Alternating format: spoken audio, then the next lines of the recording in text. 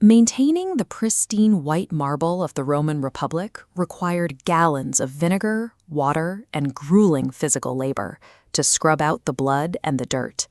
The idealized statues of statesmen we see today are the final result of that scrubbing.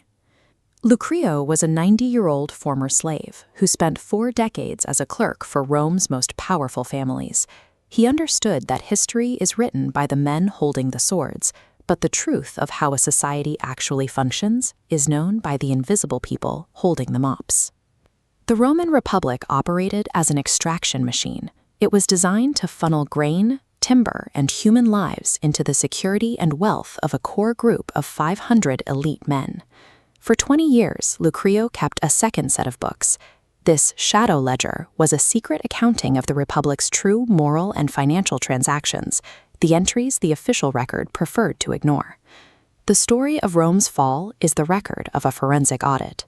It is the result of a corrupt enterprise finally reaching its bottom line. In 62 BC, a young patrician named Publius Claudius dressed in women's clothing and infiltrated the Bona Dea, Rome's most sacred women-only religious rite. He allegedly did it to continue an affair with Julius Caesar's wife.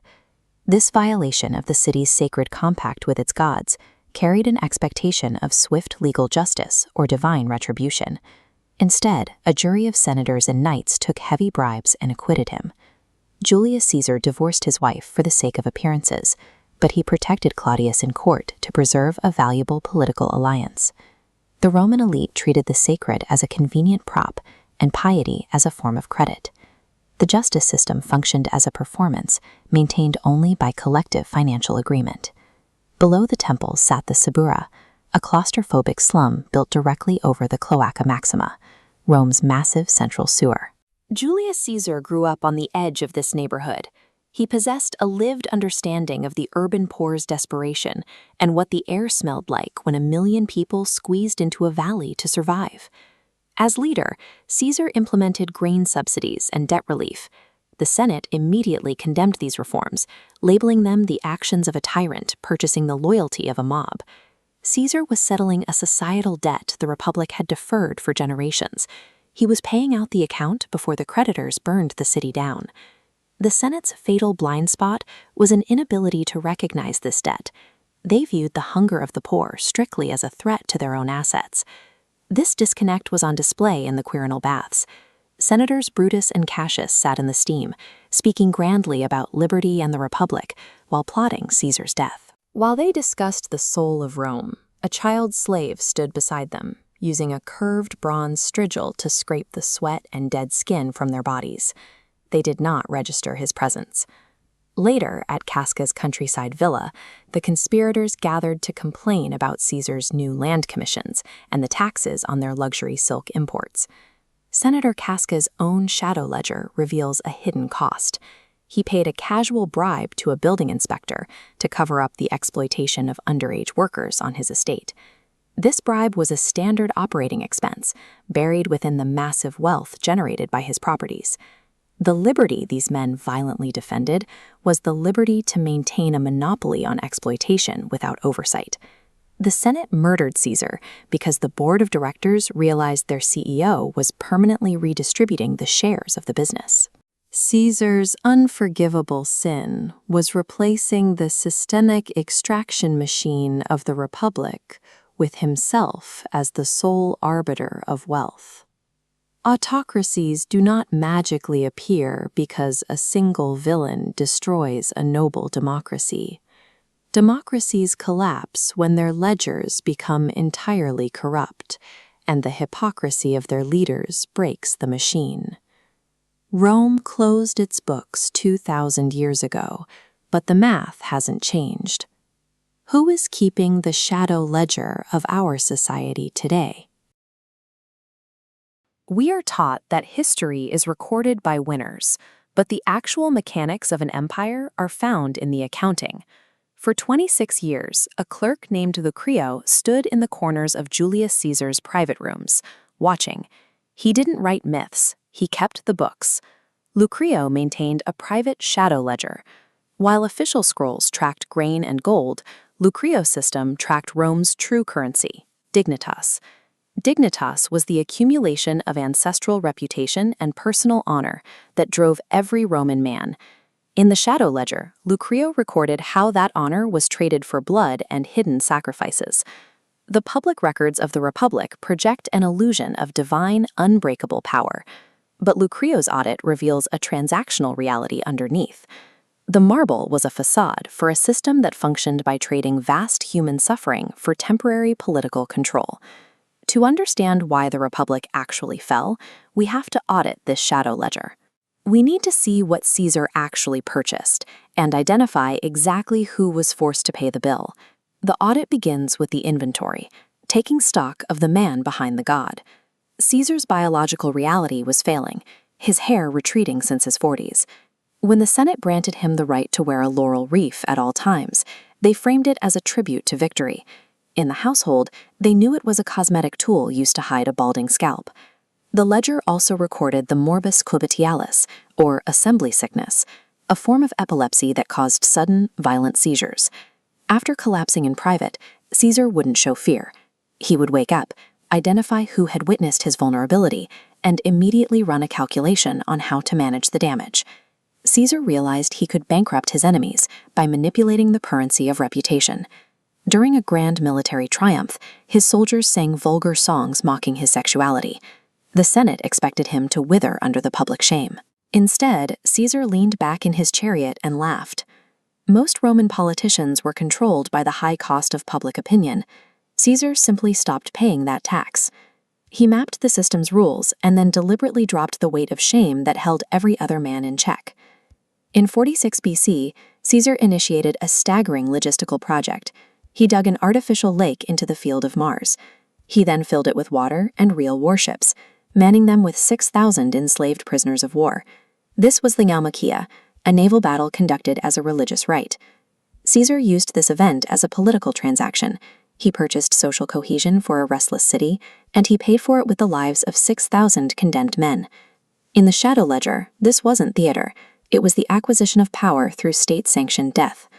The acoustic design of the stone basin trapped the sound of the slaughter, creating a physical pressure against the eardrums of the crowd.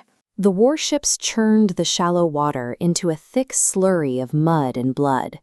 For the citizens in the tiers, the sheer scale of the death acted as a form of psychological sanitation, carrying away their own frustrations.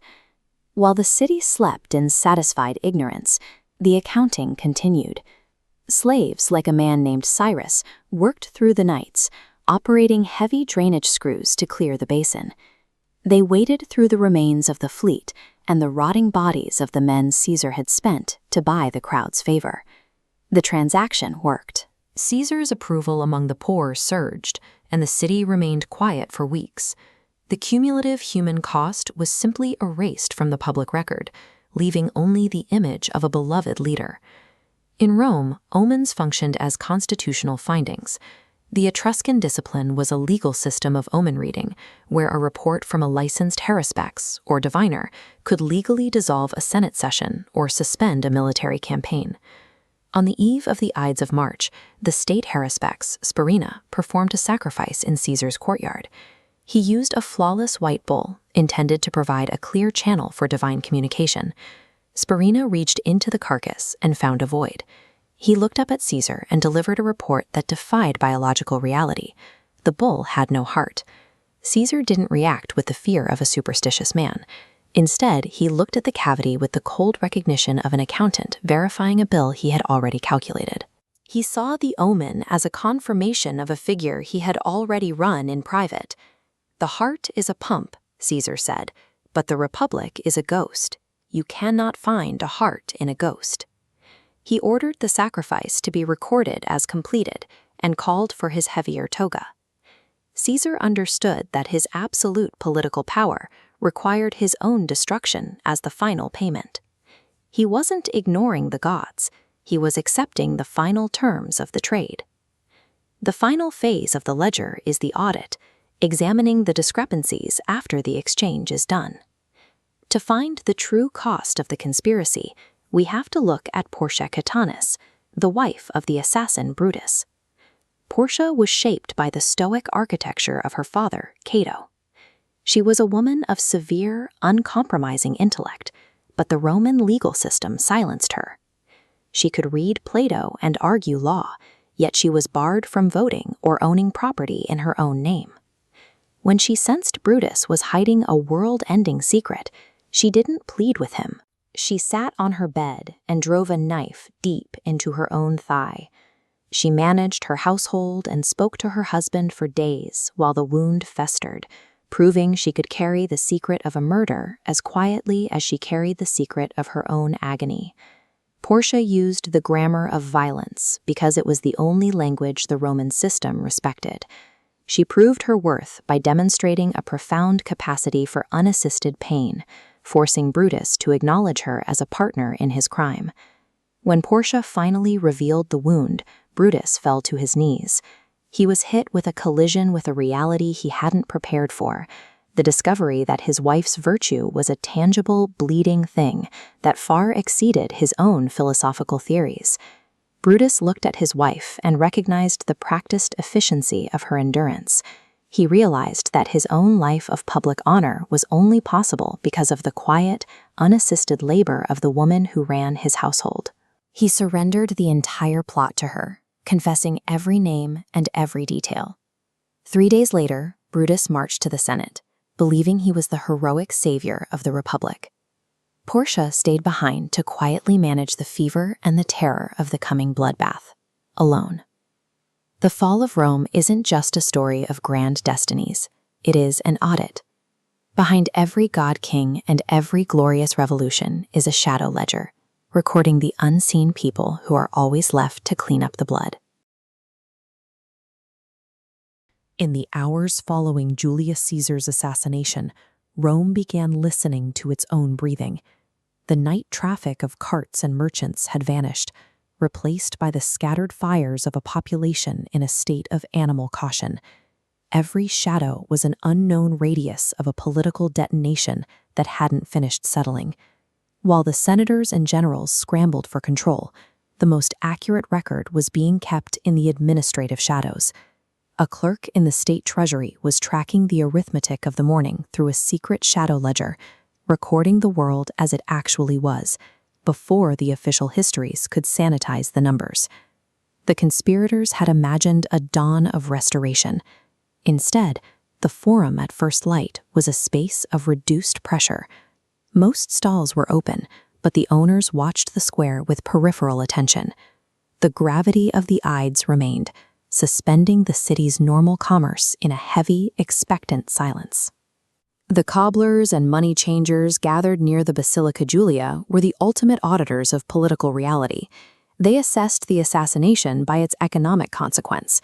300 public works projects halted, sandal contracts made uncertain, and the sudden, terrifying volatility of the grain dole. Political transitions are ultimately decided in these streets. Before the sun reached its zenith, the population was already calculating the personal cost of the new management, waiting to see if the liberation was an asset or a liability. Brutus mounted the rostra and spoke to the crowd about the Platonic ideal of a Roman citizen. He offered them an abstraction of liberty. Mark Antony arrived differently, carrying the specific physical evidence of Caesar's body to anchor the crowd's attention to the man rather than the principle. Antony held up Caesar's toga, the white wool stiffened by a dark, bruised brownish red. He let the crowd see the holes, 23 small, neat points of entry from the short blades. The sight shifted the arithmetic of the square from cold assessment to the hot arithmetic of grievance. Then he produced the document that ended the debate. Caesar's will promised 300 sesterces to every Roman citizen. It was a specific, documented inheritance, written in the hand of the man the conspirators had just removed. The crowd began to translate that abstract figure into reality. 300 sesterces represented 3 months of bread, the rent through summer, or the lost wages of a construction worker. In the space of a single reading, a political event became a personal financial theft. The conspirators' vision of the Republic could not compete with the 300 sesterces Caesar had placed in the people's hands. The crowd turned against the liberators because they saw men who had intercepted their children's inheritance. The triumvirate, Antony, Octavian, and Lepidus inherited a bankrupt state and a massive debt to their own legions. To satisfy the soldiers who kept them in power, they needed to generate immediate liquid capital from a city that had already stopped spending. They utilized prescriptions as a solution to insolvency. Citizens were converted into bounties, their deaths balancing the payroll. High-value estates were sold for less than a tenth of their recorded value, creating a massive premium for regime insiders. A person was reduced to a confiscation number in a military payroll account. Once the name was crossed off the list and the property was sold, the satisfied debt allowed the new management to present themselves as the restorers of order. The triumvirate was liquidating the human assets of the old republic to pay the overhead for the new one. They stripped the state for parts to satisfy a deficit that was as much moral as it was financial. Inside the precinct of the Vestal Virgins, the Roman state's oldest contract remained in force. While the laws of the Forum were being rewritten by the hour, this building maintained a rhythm that had outlasted centuries of civil transition. The Vestals operated under a specific surety bond, 30 years of service as collateral for the city's divine protection. In exchange, they received the legal capacity of a man, bypassing the control of fathers or the control of husbands, to manage their own property and their business contracts. The transparency of the arrangement was finalized by the penalty. A Vestal who broke the contract was returned to the earth alive, placed in a sealed underground chamber with just enough oil and bread to demonstrate that the state had not technically spilled her blood. In a city where every oath was subject to the current market rate for safety, the Vestal precinct was the only place where the terms were explicit, documented, and consistently maintained. It was the only account in Rome that truly balanced. The tabularium is where Rome stores its memory. After the prescriptions, it became the hub for the triumvirate's management of the present. Clerks in these stone rooms were tasked with the industrialization of consent, ensuring the paperwork matched the new reality. The clerks performed a systematic redefinition of language. In document after document, they replaced the word confiscation with restitution and rebranded purges as stabilization. This substitution created the illusion of order, removing any hint of blame, presenting the new power as a temporary necessity. This administrative revision provided the permanence that the proscriptions required. Once a seizure was filed as restitution, the memory of the original crime began to disappear into the archive. Cicero's Philippics represented the ultimate challenge to this manufactured reality. He built a cathedral of language to expose the triumvirate, using his 60 years of rhetorical mastery to ensure that the stabilization would be remembered for what it actually cost. The regime's answer arrived on the 7th of December. Cicero was executed, and his head and hands were nailed to the rostra in the Forum. It was a final transaction intended to show that the most perfect style in Rome could not stop the momentum of cold steel. In the tabularium, a clerk processed the inventory of Cicero's confiscated estates, the villas, the Greek manuscripts, the thousands of letters. Moments later, the same clerk picked up a routine grain distribution record for the Suburra and filed it with the same professional precision. The Republic's final entries were written in the red ink of an estate inventory and a grain record. History was closed by the quiet, consistent work of a clerk filing the paperwork of a massacre. The official history of Rome presents Augustus as the man who inherited a city of brick and left it a city of marble. This transition marked the start of the Pax Romana, a 200-year period of relative peace and imperial stability. But inside the state archives, a 90-year-old clerk named Lucreo maintained a secret record for 6 decades. He called it the Shadow Ledger. While the official archives tracked the triumphs of the elite, the Shadow Ledger meticulously recorded the costs. Lucreo tracked the human collateral, the confiscated property, and the structural debt required to buy that imperial glory. To understand how a republic actually dies, we must look past the stories of the victors and audit the books. The Roman Republic died through a slow, calculated financial liquidation, a process far more effective than any sudden assassination on the Senate floor. In 42 BC, the Battle of Philippi ended the hopes of the Republican cause. Historical accounts frame this as a decisive tactical victory, yet the survivors described a muddy, exhausting slaughter where both armies simply ran out of resources. The Republican leaders, Brutus and Cassius, found that their abstract philosophies were no match for superior supply lines and cold arithmetic. Their cause failed because they lost the war of logistics. When defeat became certain, Cassius ordered his freedman, Pindarus, to execute him. Pindarus performed the service and then vanished. He was an instrument of history, discarded and erased from the records the moment he was no longer useful.